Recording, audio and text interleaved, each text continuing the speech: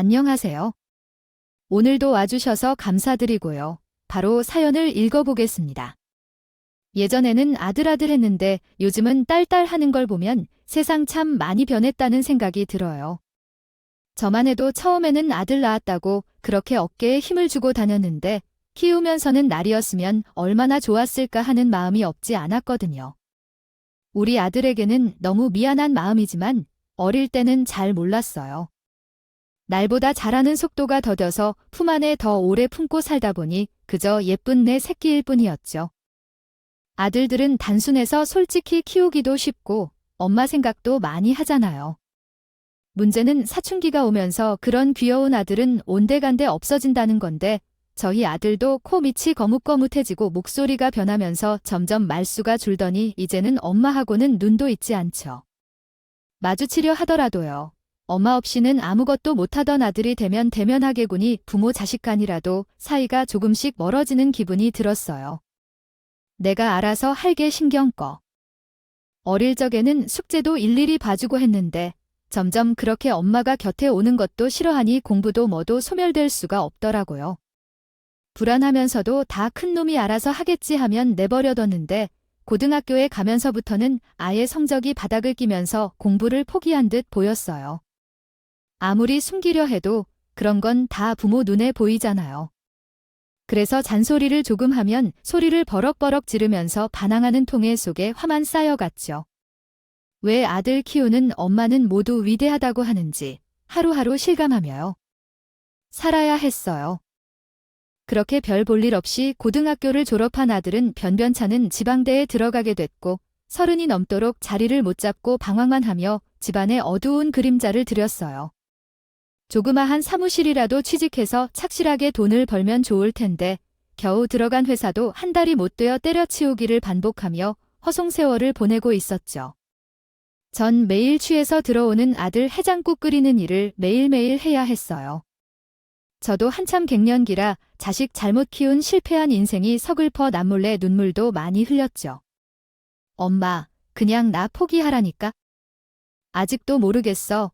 나는 답이 없다고 그냥 안 나간 셈쳐 그 모습을 보며 어느 날 아들은 폭발을 하더군요. 그때까지 먹이고 입히고 재우며 키워준 부모 가슴에 결국 못을 박더라고요.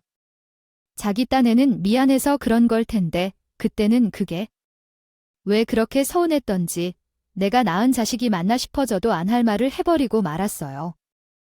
이놈의 자식이 어미한테 못하는 소리가 없어. 내가 너한테 출세를 하래. 호강을 시켜달래. 그저 남들처럼 평범하게 사람 노릇하며 살라는 건데 뭐가 그렇게 불만이고 매사하니 꼽니? 너는 이 나이 먹도록 아들 해장국이나 끓여주며 사는 엄마가 불쌍하지도 않니? 어떻게 하나밖에 없는 아들이 그렇게 어미 속을 몰라. 진짜 내가 너만 보면 속이 뒤집어질 것 같다. 내 명예 못 살겠어, 이 망할 자식아. 가만히 그 소리를 듣고 있던 남편도 참다 결국 소리를 지르고 말았죠. 평생 큰 소리 한 번 낼 줄 모르고 조용히 집에서나 회사에서나 있는 듯 없는 듯 살아온 양반이지만 그런 남편조차 지치고 힘들게 만드는 게 바로 아들놈이었으니까요. 아, 맨날 이렇게 슬퍼 마실 거면 내가 나가서 벌어서 마셔. 늙은 어미 아비한테 성질이나 부리고. 사는 술주정뱅이 아들, 우린 필요 없다. 당장 나가. 여태껏 사람 노릇도 못하는 너, 키우느라 너네 엄마랑 나 이만큼 허리 휘었으면 됐다. 빨리 나가. 꼴도 보기 싫으니까. 남편은 아들 방에서 아들을 끌어내 결국 문 밖으로 쫓아냈어요. 눈까지 걸어 잠그고 아들을 내쫓아버렸죠. 돈 없고 오갈 데 없어야 절실함을 느끼고 집으로 들어와 사람 노릇할 거라는 생각이었지만 생각외로 아들은 순순히 내쫓기며 그 길로 집을 나가버리더라고요. 부모라고 해준 게 뭐가 있다고. 어차피 나도 이놈의 집구석 지긋지긋했어. 나간다고 나가. 다신 찾지 마세요. 그렇게 떠난 아들은 하루가 지나고 이틀이 지나도 처참하게 쫓겨난 그 문을 다시 두드리지 않았어요. 문을 단단히 잠글 필요도 덜어. 비밀번호를 바꿀 필요도 없었죠. 돈 떨어지면 백기 들고 들어와서 미안하다고 잘못했다고 앞으로 정신 차리겠다고 할 줄 알았지만 일주일이 지나고 한 달이 넘도록 아들은 소식이 없었어요. 어디에 가서 험한 꼴을 당하면서도 자존심 때문에 연락 못하는 건 아닌지, 아니면 철없는 놈이 사고라도 당한 건 아닌지, 저는 점점 걱정되기 시작했고, 한 달이 되자 급기야 알아 눕게 되었어요. 마음 약한 남편 역시 자기가 쫓아냈으면서도 어쩔 줄을 모르고 담배만 피워대며 마음을 조려했죠. 제발 건강하게만 있어라. 아니, 사람만 있어라 하면서 모래를 씹는 심정으로 살아가고 있던 어느 날, 드디어 아들에게 문자 한 통이 왔어요. 집을 떠난 지 꼭 2년 만의 일이었어요. 명절인데 찾아뵙지도 못하고 죄송합니다. 저는 잘 지내고 있어요. 걱정 마세요. 기운 없이 누워있다가 아들의 문제를 받은 저는 벌떡 일어나 앉았어요. 아들 덕분에 곧 명절이란 것을 알게 될 만큼 의미 없이 하루하루 살아가고 있었는데 힘이 저절로 솟더라고요. 잘 지내고 있다니 얼마나 고마운지 그 짧은 문자 한 통을 보고 또 보면서 하늘에게 감사합니다 하며 통곡을 하고 말았죠. 기뻐하면서도 반가운 마음에 괜찮다고, 잘 있으니 됐다고. 가끔이라도 연락은 하라고 그 번호로 답장을 보냈지만 아들은 더 이상 답변이 없었어요. 혹시나 하는 마음에 통화 버튼을 눌러봤는데 절대 받지 않더라고요. 그렇게 1년에 2번, 명절 때마다 아들은 잘 있다는 문자를 보내왔고 전 그때마다 답 없는 아들에게 상차림을 찍어서 보내며 보고 싶다는 답장을 남겼어요. 집 생각이나 돌아오길 바라는 마음에서요. 하지만 아들은 몇 년이 지나도록 플러스 문을 열고 집에 들어오진 않았죠. 그리고 설날을 며칠 앞둔 어느 날 집 앞에 커다란 선물 세트가 놓여 있더라고요. 택배 송장이나 메모도 없는 선물 세트여서 자세히 들여다봤더니 명품 한우 세트였어요. 대충 봐도 좋기 몇십만 원은 할 만한 상품이었죠. 그리고 상자 위에는 두툼한 봉투가 들어 있었어요. 너무 두꺼워서 기계 뭔가 하고 여러분이 5만 원짜리 지폐가 빽빽하게 수백 장은 들어있더라고요. 놀라서 대충 세어보니 3천만 원인 것 같았어요. 아무래도 뉴스에서 보던 뇌물 같은 게 우리 집에 잘못 배달된 것 같아서 꺼림칙해서 집 밖에 다시 내어놨어요. 혹시 엉뚱한 사람이 가져갈까 몇 분에 한 번씩 내다보면서요. 하지만 다 저녁이 되도록 선물 세트는 그대로 있었고 그 좋은 고기가 혹시 상하기라도 할까 저희 부부는 고심 끝에 결국 선물 세트를 들여와 김치냉장고에 넣어뒀어요. 돈 봉투도 서랍 깊숙이 넣어놓고 주인이 찾아오면 그대로 돌려주려고 했죠. 남편이 신고하자는 말도 했었지만 혹시 나쁜 돈이라면 해코지를 당할까 무서워 저는 못하겠더라고요. 그리고 그날 밤 아들에게 문자가 왔어요. 안 그래도 명절이 코앞인데 소식이 없어 오매불망 핸드폰만 보고 있었거든요. 그랬더니 늦은 시간에 문자를 보내면서 바빠서 깜빡했다고 죄송하다고 하더라고요.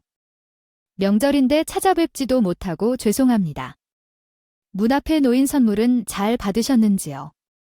그동안 멋진 아들 되려고 열심히 살아온 덕에 처음으로 어머니 아버지께 아들을 노릇할 수 있게 되었습니다. 부디 아들의 성의를 받아주세요. 저도 이젠 자리도 잡았으니 곧 찾아뵙겠습니다. 알고 보니 그건 우리 아들이 보낸 거였어요. 아이고, 이놈이 나가서 거짓골이나 면치 않고 사나 했더니 어디서이 많은 돈을 벌어서 보내준 거였죠. 너무 감격해서 펑펑 눈물을 쏟고 있는데 한참 생각하던 남편이 말을 꺼냈어요. 혹시 이거 이상한 듯 해서 본 돈은 아닐까? 아이 그렇잖아. 변변찮고 의지도 없는 놈이 어디 가서 벌써 이런 돈을 보낼 만큼 자리 잡고 돈을 벌어 그럴싸할 수 있는 놈이었으면 아예 죄에 쫓겨나지는 않았지. 안 그래? 남편의 의심도 일리가 없는 건 아니었어요. 저도 사실 내내 어디 가서 막노동을 하는 건 아닐까? 때를 믿는 건 아닐까? 혹시 나쁜 데로 빠져 사채업자 같은 걸 하고 있는 건 아닌가 하는 걱정에 늘 마음을 졸이고 있었거든요. 하지만 남편이 또 그렇게 말하니 괜히 기분이 언짢더라고요. 자기 자식인데 어쩜 그래서 한번 크게 쏘아주었죠? 아유, 당신은 자기가 낳은 아들한테 어떻게 그런 소리를 해요? 아니 말로 당신이 걔를 돈 한 푼 없이 쫓아냈지만 않았어도 우리가 지금 이렇게 몇 년이나 자식 얼굴도 못 보고 살겠어요. 아버지가 되어가지고 도움은 못 될 망정 어떻게 그런 소리를 할 수 있어요? 당신은 이거 받을 자격 없어요? 나 혼자 고기 다 먹고 돈도 다 쓸 거니까 그렇게 알아요. 어쩐지 아들이 잘 됐다고 생각하니 어깨가 으슥한 게 자신감이 막 생기더라고요. 그래서 그동안 말 못한 남편에 대한 원망을 풀어냈어요. 틀린 말은 아니기에 남편도 할 말은 없는지 꼼짝 못하더라고요. 그렇게 오랜만에 집에서 큰 소리도 나고 고기 굽는 냄새도 나면서 사람 사는 집같이 지냈어요. 비록 아들은 없지만 어디에선가 잘 살고 있다는 생각만으로도 든든하더라고요. 자연스레 힘이 나고 언젠간 만날 수 있다는 생각에 가슴까지 설레었어요. 그리고 며칠 뒤 아들이 정말 집으로 돌아왔어요. 집에서 나간 지 5년 만이에요.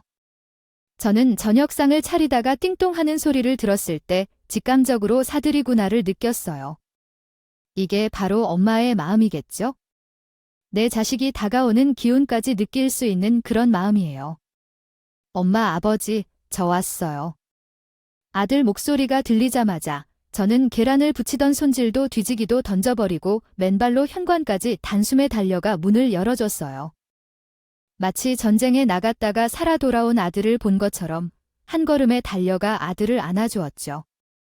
아들 품에 안겨 주룩주룩 눈물을 흘리면서 5년 만에 따뜻한 밥을 아들에게 해먹이면서 우리 부부는 지난 5년간 아들이 고생한 이야기를 가슴 아프게 들어야 했어요.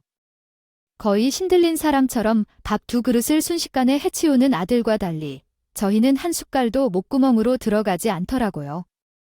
엄마 된장찌개가 얼마나 먹고 싶던지 것 빼고는 다 잘 지냈으니까 걱정 마세요.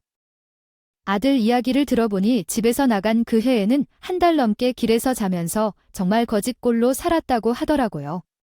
그러다가 운 좋게 일을 구해 알바도 하고 막노동도 하면서 찜질방에서 잠을 자면서 수 있었고 우연히 배를 타게 되어 몇 달간 배에서 먹고 자면서 명태를 잡아 돈도 꽤 벌었었대요. 집을 나가보니 그동안 헛살았던 것이 후회되면서 정신을 차릴 수 있었던 거예요. 얘기를 듣다 보니 제대로 된 직장도 없이 어떻게 그 큰 돈을 마련한 건지 궁금해졌어요. 말쑥한 양복 차림이라서 남편 의심대로요. 정말 사채업자라도 된 건 아닌지 걱정이 되었죠. 엄마, 아버지, 저랑 지금 잠깐 어디 좀 가실래요? 보여드릴 게 있어요. 저희의 마음을 읽기라도 했는지 밥을 2그릇이나 비우고 숟가락을 놓자마자 아들은 저와 남편을 데리고 나가 차에 태웠어요. 우리가 집에서 나오자 차에 있던 기사가 버선발로 나와 허리를 굽혀 인사를 해서 깜짝 놀랐죠. 그럼 내 차지? 어서 타세요. 김 기사님이 말했어요. 2분 뒷좌석으로 모셔요. 대표님, 김 기사님. 마치 드라마의 한 장면이 현실에 재현된 것처럼 어리둥절하더라고요. 게다가 김 기사는 저랑 남편을 뒷좌석으로 안내하며 일일이 차문을 열어줬어요. 얼떨결에 탄 아들 차는 저 같은 사람은 생존 보지도 못한 고급 차였죠. 저리마다 TV가 달려있고 얼마나 넓고 편안하던지. 딱 봐도 비싼 차더라고요.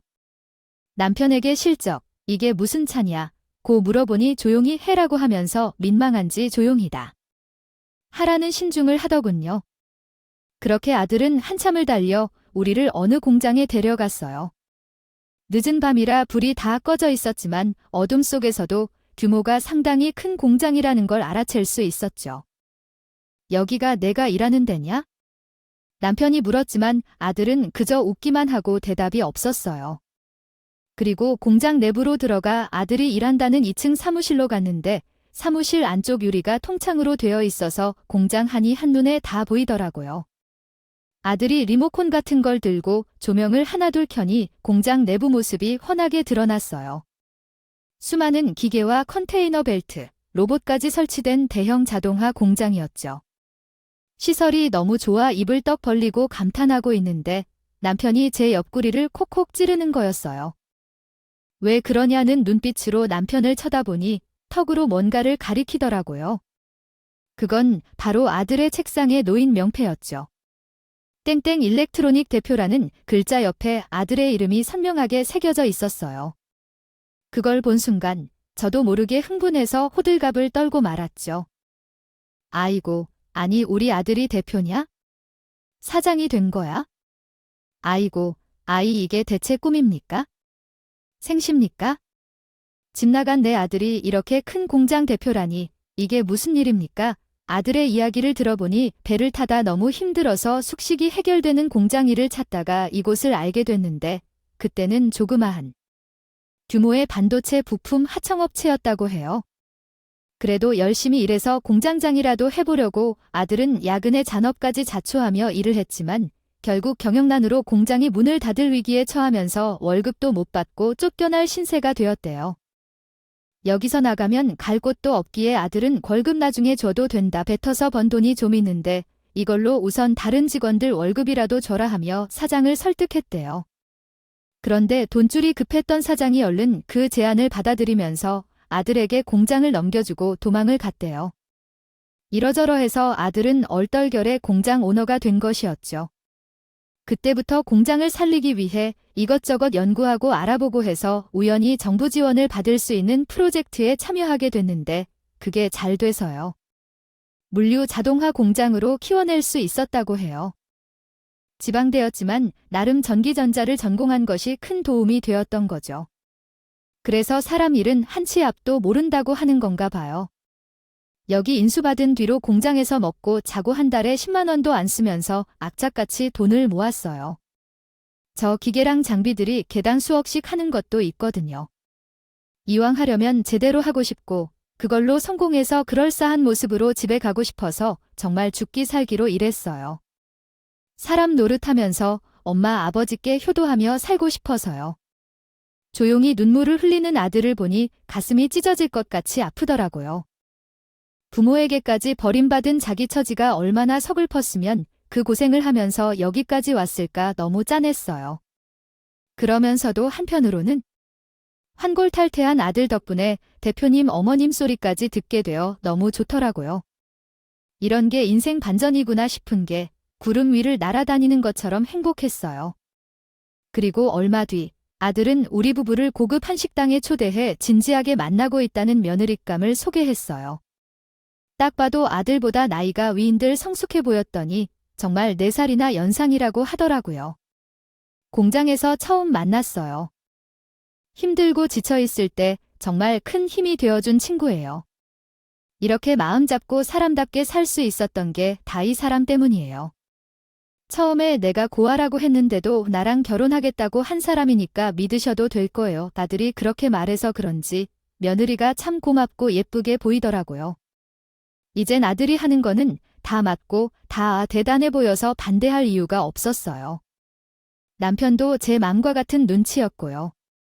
쫓겨났다 5년 만에 돌아온 아들이 대표가 됐다고 하니 갑자기 마음이 편한 것 같아서 속물처럼 느껴지기도 했지만 그래도 계속 서로 답답해하며 원망만 하고 사는 것보다는 이렇게 서로 믿고 의지하며 사는 게 좋겠다 싶어요. 저는 아들이 하는 일에 어지간하면 투시 하나 달지 않고 무조건 응원해줬어요. 댁까지 2차 타고 가시면 됩니다. 제가 잘 모시겠습니다. 그렇게 며느리감과의 상견례를 끝내고 집으로 돌아가는데 아들이 자기 차를 타고 가라고 했어요. 자기는 며느리 차를 함께 타고 가면 된다고요. 눈치를 보니 이미 둘이 살림을 합쳐 함께 살고 있는 것 같더라고요. 그래서 알았다고 하고 김 기사가 운전하는 아들 차를 타고 편안하게 집으로 오게 됐어요. 며느리를 보고 기분이 들떠있던 저는 가만히 갈 수가 없어서 괜히 김 기사에게 이것저것 물으며 말을 걸었어요. 공장이 정말 잘 되냐? 아들이 직원들한테는 잘하냐? 라는 질문부터 며느리하고는 잘 어울리는 것 같냐? 라는 시답잖은 이야기까지 나누었죠. 사실 아들은 이제 너무 높게 느껴져 사소한 질문하기가 좀 그런데 김 기사는 나이도 그렇고 아들 같아서 말이 편하게 나오더라고요. 사실은 대표님하고 같은 대학에 다녔었습니다. 제가 고아 출신이거든요. 아무리 지방대라고 혼자 보러 가며 다니는 게 너무 버거워서 2년 겨우 다니다 중퇴하고 조그만 세차장에 취직했는데 대표님이 어느 날 연락을 주시더니 같이 일해보자고 하시더라고요. 믿을 만한 사람이 필요하다면서요. 그래서 이렇게 기사 일도 하고 같이 공장 운영하는 것도 논의하면서 일하고 있습니다. 대표님이 얼마나 잘 챙겨주시는지. 덕분에 집도 사고 장가도 가서 이제 딸이 둘이나 되는 아빠가 됐습니다. 다 대표님 덕분이죠.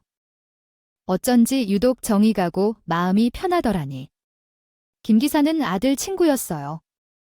잘 됐다 싶어 저는 바쁜 아들보다 김 기사랑 더 가깝게 지냈어요. 큰이라는 아들한테 일일이 반찬 받으러 나오라고 하지 않아도 되고 잘 살고 있는지 소식도 들을 수 있어서 좋더라고요. 가끔은 진짜 별일도 없이 불러서 밥을 먹이면서 아들 대신 살갑게 김 기사에게 엄마 노릇하는 게 제 낙이었어요. 어머니, 제가 어머니 모시고 좋은 데 가서 대접해 드리고 싶은데 언제 시간 괜찮으세요? 며칠 뒤에 예비 며느리는 저에게 전화를 걸어 식사 대접을 하고 싶다고 했어요. 여자들끼리 친해지면 좋겠다 싶어 전 바로 다음 날 약속을 잡고 며느리를 만나러 나갔죠. 그래도 시어머니인데 며느리한테 추하게 보이긴 싫어서 아들이 준 용돈으로 백화점 가서 가방이랑 구두까지 샀어요. 멋진 레스토랑에서 따로 만난 며느리는 처음 봤을 때보다 훨씬 편안한 모습이더라고요. 아무래도 저하고 둘이만 있어서 그랬는지 생글생글 잘 웃어서 너무 좋았어요. 38살이라는 나이가 무색하게 화사하고 고생한 티도 안 나더라고요. 이러니 우리 아들이 반했지 싶어 더 예쁘게 보였어요. 어머니도 아시다시피 그 사람은 전기전자 전공이지만 경영 쪽은 전문이 아니잖아요. 그래서 종종 힘들어할 때가 있어요. 규모가 커질수록 기초가 없는 게 느껴진대요. 그렇다고 잊어서 따로 공부하기엔 그 사람이 신경 써야 할 일이 너무 많아서 제가 대신 공부를 해볼까 생각하고 있어요. 결혼하고 대학원 다니면서 채워주려고요. 저도 이제 한 식구인데 도움이 돼야죠. 며느리는 제가 생각한 것보다 훨씬 더 똑똑하고 야무진 아이였어요. 나이가 많아 30 들었을 줄 알았지만 큰이라는 아들 내조를 톡톡히 할 것 같더라고요. 어디서 이런 복덩이를 얻었나 아들이 더 기특해 보였어요. 며느리랑 이런저런 얘기를 하다 보니 저도 마음이 편해졌는지 이것저것 궁금한 것을 묻게 됐어요. 특히 아이 얘기가 궁금했죠. 사실 아들은 며느리와 처음 만난 날 누가 묻지도 않았는데 자기는 아이를 안 낳겠다. 죄송하지만 손주는 안 껴드릴 수 없다라고 그랬거든요. 바쁘니까 며느리가 나이가 있으니까 배려해서 그런가 보다 하고 대수롭지 않게 넘겼는데 며느리를 만나보니 몸도 마음도 건강한 게 아이를 낳아도 10명은 낳을 수 있을 것 같았어요. 그래서 조심스럽게 물어봤죠. 그랬더니 며느리는 수줍게 웃으면서 말하더라고요. 아마 저 생각해서 그랬던 것 같아요. 저는 아무 상관없어요. 어머니 아이가 생기면 고맙고 아니어도 전혀 불만 없어요. 그 사람하고 둘이서 회사 잘 키우면서 행복하게 살면 되니까요. 이런저런 생각이 많은 사람이라 그렇게 얘기한 거니까 너무 섭섭해하지 마세요. 운명에 맡겨야죠. 어쩌면 말도 그렇게 현명하게 하는지 이렇게 슬기로운 며느리가 곁에 있고 아들이 마음 잡아 잘 살고 있는데 무슨 걱정이고 무슨 욕심일까 싶었죠. 그래서 둘을 믿고 저 역시 운명에 맡기기로 했어요. 이후 아들과 며느리는 결혼식을 올리고 결혼 전보다 더 사업을 키우며 금실 좋게 잘 지냈어요. 자주는 못 봐도 한 달에 한 번은 며느리랑 밥도 먹고 쇼핑도 하면서 거부간에 재미있게 지냈죠. 아들은 너무 바빠. 얼굴 볼 새도 없었지만 명절이나 우리 생일에는 잠깐이라도 꼭 얼굴을 비추고 갔어요. 두툼한 봉투와 함께요. 가끔 보는 아들 대신 우리 부부는 며느리는 물론 김 기사까지 식구처럼 챙기며 자주 보고 지냈어요. 하도 제가 자주 부르니까 아들은 김 기사를 아예 며느리 기사로 붙여주고 자기 기사는 새로 뽑았었더라고요. 말수는 적어도 자기 식구는 끔찍하게 챙기는 아이니까요. 그렇게 1년이 지난 어느 날 며느리와 점심 먹고 백화점 쇼핑을 하는데 며느리가 그날따라 더 생글생글하면서 할 말이 있다고 입을 열더라고요. 어머니, 저 기쁜 소식 하나 들고 왔는데 기쁜 소식 뭔데 말해봐. 이번에 또 큰 계약 성사됐니? 그것보다 더 기쁜 소식이에요. 어머니, 저 임신했어요. 그날 저는 속이 더부룩해서 시원한 냉면을 먹었는데요. 며느리의 이야기를 듣고 저도 모르게 면을 호로록 삼켜버려 사례가 들었지 뭐예요. 그 정도로 생각지도 못한 이야기라 놀라우면서도 너무 좋아 입이 다물어지지 않더라고요. 며느리는 바쁜 아들에게는 천천히 이야기하겠다며 저에게 가장 먼저 알리는 거라 했어요. 그러면서 초음파 사진을 보여주는데 세상에 콩알만큼 작은 손주의 모습을 보고 있자니 너무 좋으면서도 울컥해서 눈물이 주르륵 흘러내렸어요.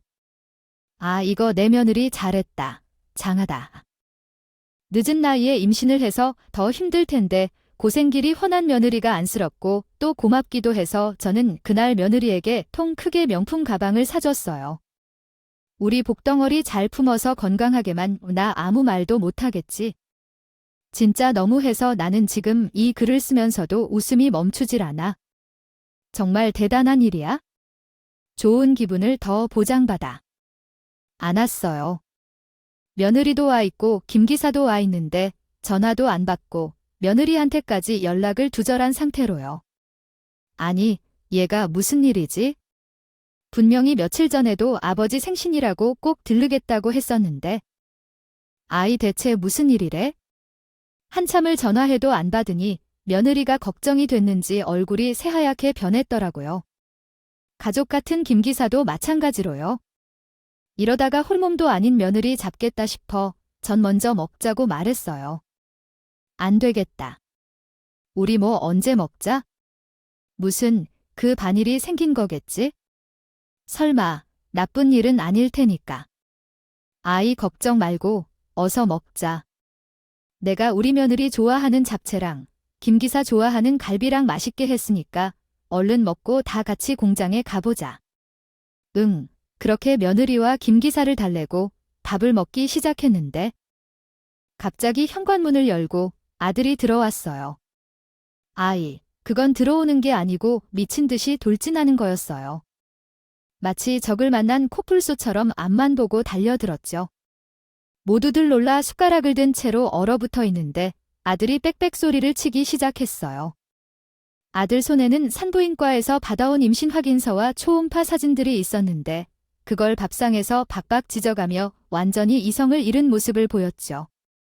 뭐, 누가 임신을 해? 누구한테 애가 생겨? 내가 말했지, 애 없이 둘만 살자고. 그게 무슨 의미인 줄 몰라. 너 도대체 어떤 놈이랑 붙어 먹은 거야? 내가 오늘 어디 다녀온 줄 알아? 비뇨기과에 가서 무정자증 검사 다시 받고 왔어. 옛날에 공장에서 일하면서 기계가 떨어져서 다친 적이 있는데 그때 무정자증 진단 받았거든. 내가 임신이라고 해서 혹시나 괜찮아졌나 하는 마음에 다시 검사 받으러 갔더니 무정 자체는 맞다고 나는 그 기능이 완전히 정지해서 절대 나아질 수 없는 케이스라던데. 그런데 내가 임신을 했어? 그럼 내가 어떻게 해야겠냐? 내가 갔다는 산부인과에 갔지? 아, 그리고 막 따졌지. 장난하냐? 남편이 무정자증인데 무슨 임신이냐? 잘못 진단한 거 아니냐 했더니 이미 태아가 이렇게 크고 자라고 있는데 무슨 소리냐고 하더라. 그러면서 간호사들이 수군대는 거야? 저번에 같이 온 남편 아니지 않냐고. 남편인 거 증명해보라고. 참나, 너 대체 누구랑 임신 확인하러 갔었던 거냐? 어떤 새끼를 가진 거야? 지금 흥분을 하는 아들은 5년 전 허구한 날 술이나 먹고 취직도 못해서 집에서 쫓겨난 그때 그 모습 그대로였어요. 저와 남편은 과거의 트라우마로 공포에 떨고 있었고 며느리는 아들이 모든 걸 알고 있자 두려움이 앞서 하얗게 떨고 있었죠. 그 모습을 보니 아들이 말한 게 모두 사실인 것 같더라고요. 그 모습을 보고 아들은 화가 솟구쳐 손을 덜덜 떨면서 며느리 뺨을 올렸어요. 그러고도 분을 사귀지 못하고 다시 손을 대자 갑자기 김 기사가 몸을 던져 그 팔을 잡았어요. 그만해, 임신한 사람이잖아. 진정하고 말로 해, 제발. 그러자 아들은 더 무섭게 화를 내기 시작했어요. 그만하라고. 너 같으면 그만하겠냐? 너도 잘 알잖아. 공장에서 먹고 자고 거지같이 살 때부터 서로만 믿고 여기까지 왔어. 둘 다 가진 거, 배운 거 없이 오직 성공해보자는 일념으로 여기까지 와서 이제 좀 살만해졌는데 바람을 피워 그리고 애까지 가졌다고. 내가 쟤한테 넘겨준 지분이랑 재산이 얼만데 그렇게 믿고 다 줬는데 어떻게 나한테 당장 친구가 누군지 말해? 당장 우리가 지금 당장 가서 그 자식 목을 비틀어 놓을 테니까 빨리 말 못해. 아들이 폭주하자 며느리는 거의 혼비백산 지경이 되었고 이러다 저는 며느리도 손주도 잡겠다 싶어 정신을 차리고 아들을 말렸어요. 아이고, 제발 좀 참아라. 뭐가 잘못됐겠지? 내가 뭘 잘못 알고 왔겠지? 홀몸도 아닌데 이러다가 정말 큰일 치러. 침착하게 우리 얘기하자. 응, 하지만 저의 만류에도 아들은 그만둘 생각이 없었어요. 안 그래도 사고로 무정자층이 된 후로 비관하며 살았을 텐데 밑도 끝도 없이 며느리가 임신을 했다고 하니 얼마나 놀랐겠어요. 어제 임신했더니 얘기 듣고 내가 얼마나 충격을 받았는데 그래도 의심은 안 했어. 설마 날 배신했을 거라고는 눈꼽만큼도 생각한 적 없으니까. 혹시나 내가 좋아진 건 아닐까 하고 기대하면서 오늘 병원에 다녀왔다고요. 그랬더니 너무나 명백하게 이게 날 완전히 속여온 걸 알게 된 거야. 의학적으로도 불가능한 일을 해놓고 뻔뻔하게 우리 아버지 생일이라고 찾아와 앉아 있어. 내가 사람이니 빨리 친부가 누군지 말해. 안 말하면 오늘 여기서 너 죽고 나 죽는 거니까. 그렇게 알아격분한 아들은 주위를 둘러보더니 식탁 의자를 들어 식탁으로 집어 던지려고 했어요. 그때 다시 김 기사가 나타나 아들을 제재하며 갑자기 눈물을 흘리더라고요. 나야 나라고. 내가 죽을 죄를 졌다. 미안해. 김 기사의 고백에 모두들 충격에 휩싸였어요. 그러니까 며느리가 임신한 아이의 친부가 바로 김 기사라는 이야기였어요. 우리 부부는 너무 놀랐고 입만 벌린 채로 아무 말도 못했고 아들 역시 한 번도 상상해보지 못했는지 부들부들 떨면서 놀란 것 같더라고요. 둘 사이가 언제부터 그렇게 된 걸까 생각해보니 김 기사가 며느리를 차를 운전하게 하는 것부터였던 것 같았어요. 대학원 다니거나 아들을 도우며 회사 일을 하느라 바빴던 며느리가 언제 또 바람을 피웠을까 싶었어요. 노래 붙어 다니던 김 기사와 그런 적은 없었던 것 같아요. 차라리 모르는 사람이랑 만나야 하는 게 더 낫지 않았을까 해요. 왜 내 친구랑, 그것도 유부남인데 그때 거의 혼절할 뻔한 며느리가 벌떡 일어났어요. 김 기사가 유부남이었는지 몰랐던 거였죠. 유부남이라니, 그렇다면 대체 무슨 소리를 하는 건지. 어떡할 거야? 나 어떡할 거야? 내 인생 어떡할 거야? 그 와중에 가장 황당한 곳은 바로 며느리였죠. 얼마나 놀랐는지 시부모와 남편이 있는 데서 김 기사를 붙들고 발악을 하더라고요. 그 모습이 참 사람의 탈을 쓴 짐승 같아서 저는 오만정이 다 떨어졌어요. 그렇게 우리가 모두 정신을 잃고 막장 드라마를 펼치고 있을 때 갑자기 남편이 일어나 김 기사의 몸을 마구 뒤지더니 차키를 찾아내더라고요. 왜 저러나 싶었는데 알고 보니 증거를 확보하기 위한 행동이었어요. 이 차 우리 아들 거니까 차케 가져간다고 넌 할 말 없겠지? 여기 블랙박스에 너희들은 들어온 짓이 그대로 담겨 있을 테니 아주 과거들이 다 안다니. 내 아들, 인생 망친 것들. 내가 아주 피눈물 나게 해줄 테니까 남편은 5년 전 아들을 쫓아낸 것에 대한 빚을 갚는 듯 결정적인 순간에 결정적인 행동으로 아버지 노릇을 톡톡히 했죠.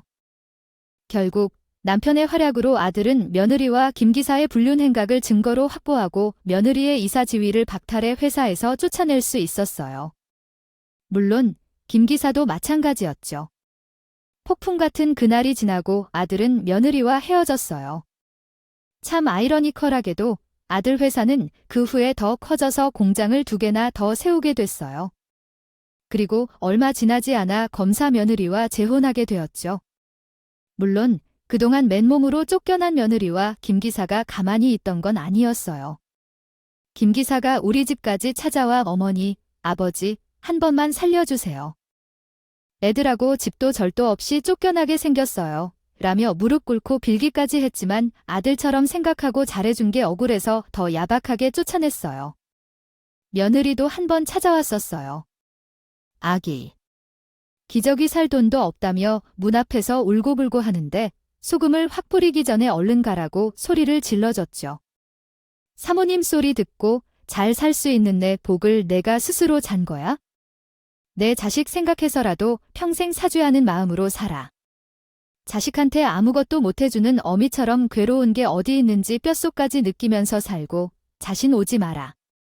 어쩌면 자식이는 어미한테는 그게 가장 큰 복수겠죠. 한때 자식을 외치고 살아도 사는 게 아니었던 우리 부부가 그 누구보다 그걸 잘 알지 않겠어요. 부모로서 아무것도 못해주는 고통을 느끼면서 부디 며느리가 반성하며 살기를 바랍니다. 김 기사도 마찬가지고요. 저도 부모라 제 자식 가슴 아프게 한 것들 다 원수로 여겨지네요.